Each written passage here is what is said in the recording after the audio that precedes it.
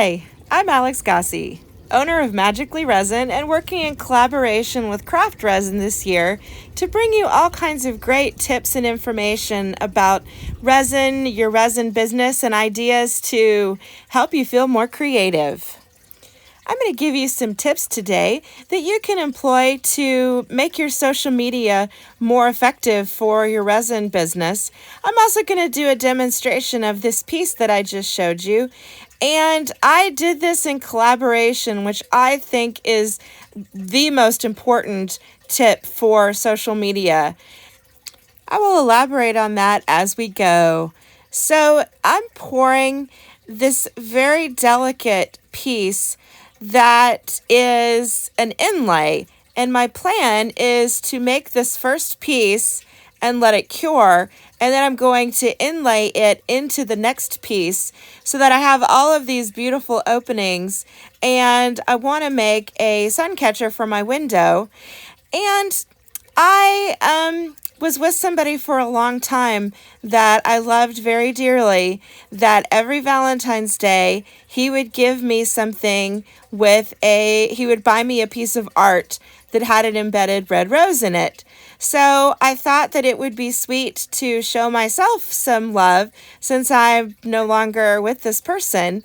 And I made myself a piece that had an embedded rose for Valentine's Day for me, to remind myself that self-love is the most powerful and important love that you can show. And the more that you show your self-love, the more love that you can share with other people. So that's what this piece is about. I'm using Craft Resin that I mixed equal parts A and B at 95 degrees, and I let it sit until it was 110, which was about 15 minutes because it's a little bit cooler in my studio for winter. And so it didn't have any bubbles. That released the bubbles, and that got it up to the temperature that I like for it to be at when I pour this type of thing. I want it to still be very thin and go right into the delicate mold. And I mixed it with some beautiful red tinsel glitter, and I added a couple of drops of red Arteza acrylic paint. I wanted the red pieces of acrylic paint to still be in the clear very prominently. What I'm going to do is I'm going to pull these through the clear. So I've done this technique on a fair number of pieces that I've made recently for these tutorials. And I like for the clear, I like for you to be able to see the tendrils of acrylic paint being pulled through the clear. I think that adds a really lovely effect. And now I have put some more of the craft resin in a little wine stopper mold that I really like to pour from for multiple reasons. First of all, it is really easy to get into a mold like this and get the resin to go exactly where I want it to, which is important with something more opaque like the white. I definitely don't want it to go up on the sides or anything like that. I want the white to go exactly into the crevices where I pour it.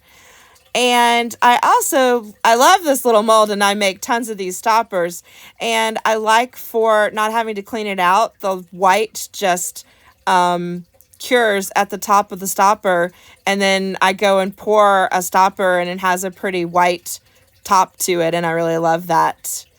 This is black mica powder from Craft Resin mixed with Craft Resin, and I love the black charcoal effect that this mica powder has. It's just gorgeous. It is my favorite black that I've ever found. I use this daily. So I wanted to add a bit of contrast here and there to this piece so that it wouldn't wash out when I put it inside of the next piece, which is going to be mostly clear with some quartz crystals.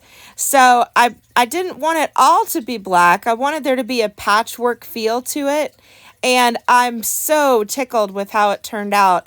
I feel like it has a very stone effect, and that was what I really wanted from it, and it looks absolutely gorgeous in my window. So, for the topic of the week, the social media tips.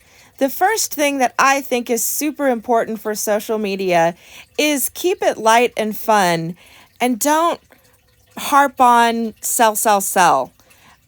Show people your personality, show people your art without people feeling like they're watching an infomercial, I think is really vital to keep people coming back for more.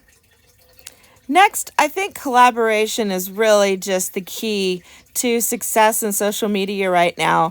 And collaborating with your friends, collaborating with people that you purchase from, I think collaboration is absolutely so wonderful and vital, and I employ it daily.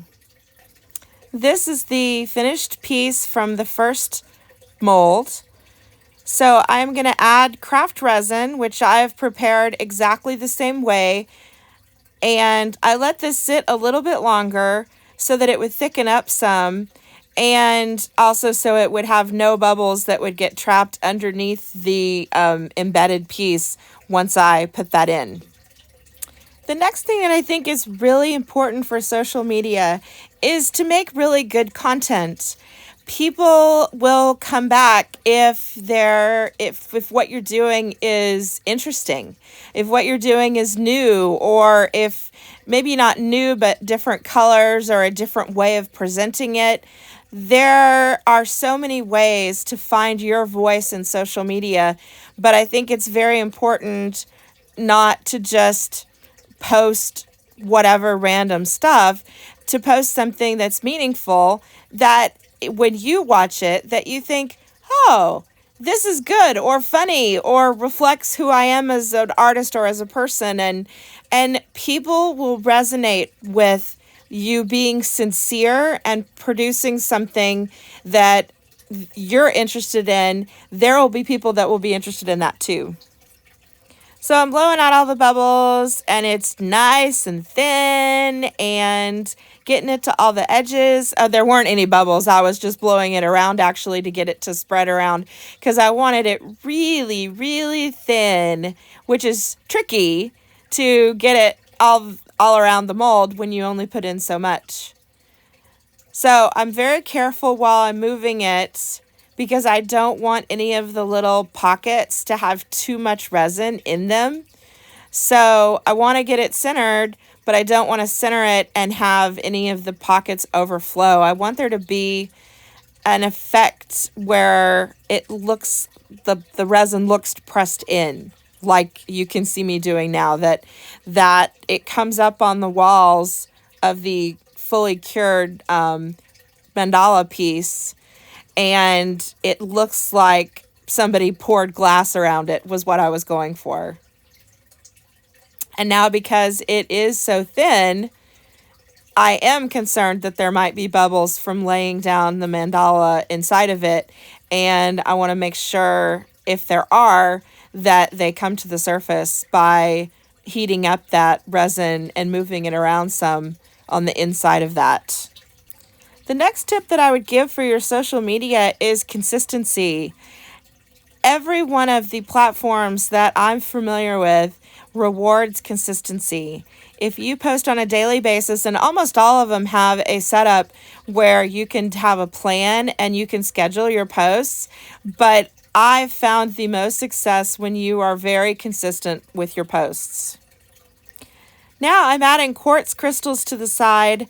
I absolutely love these quartz crystals. I use them all the time. If you're interested in seeing some other projects that I've used these in, there are a bunch of projects on Craft Resin, that tutorials that I've made recently that I have used these in.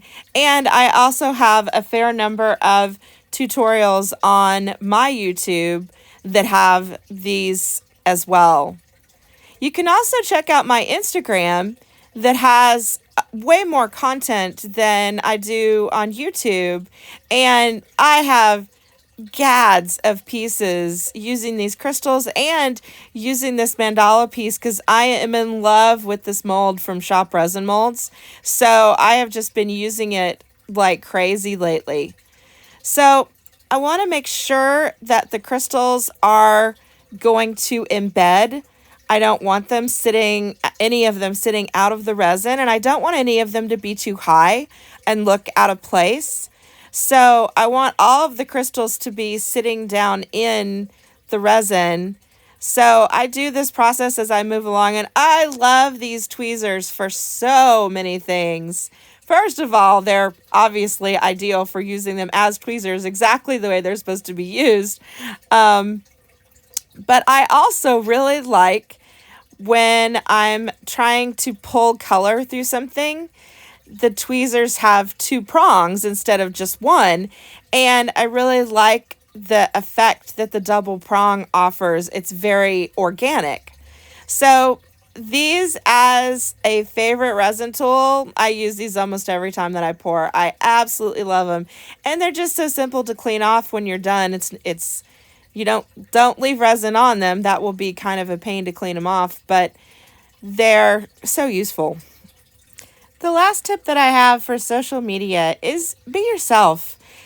There's all of these videos telling you to do this music, play this, do this. There is only one you to show your unique art and your unique voice. And I believe so deeply that you will be the most successful being yourself.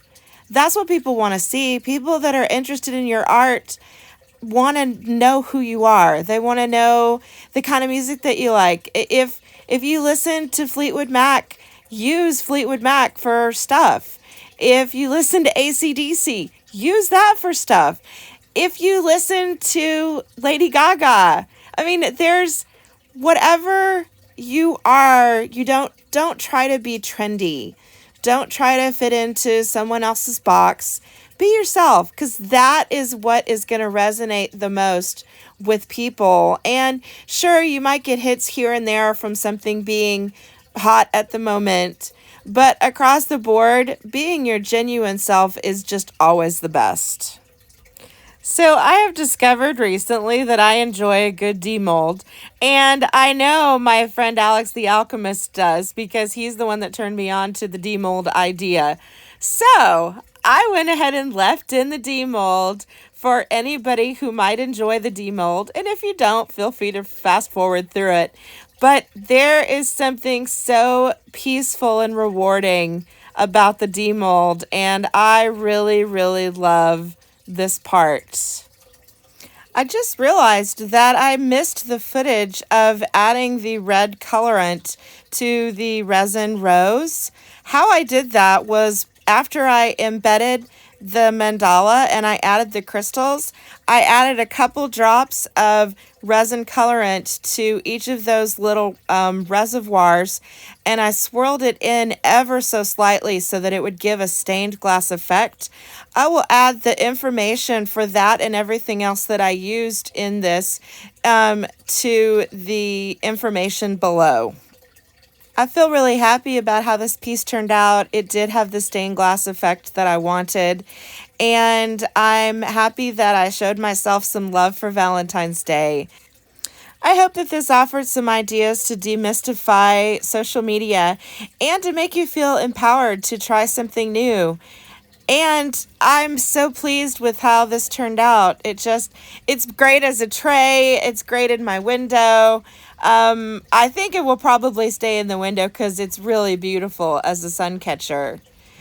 Please be sure and let me know in the comments what you think about this project, if you liked the colors, if you'd like to see me try something in different colors, and any other feedback you may have.